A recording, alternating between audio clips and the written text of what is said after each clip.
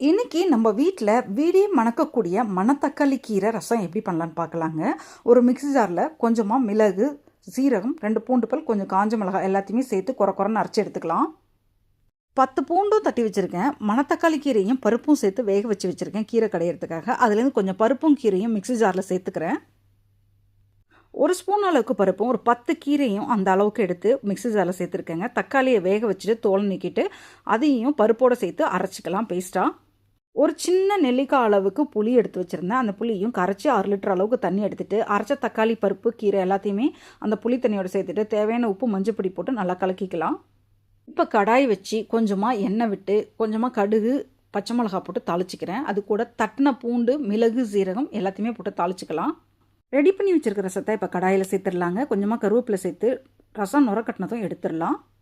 கொஞ்சமாக பெருங்காய பொடியும் சேர்த்துக்கலாம். இந்த ரசம் வயிற்றுப்புண், வாய்ப்புண் எல்லாத்துக்குமே நல்லதுங்க. வீட்டில் சின்ன குழந்தைங்க இருந்தால் கூட இது மாதிரி ரசம் வச்சு தாராளமாக ஊட்டலாங்க. சீக்கிரமாக குழந்தைங்களுக்கு சாப்பிட்றது செரிமானம் ஆகுங்க. இது மாதிரி ட்ரை பண்ணி பாருங்கள்.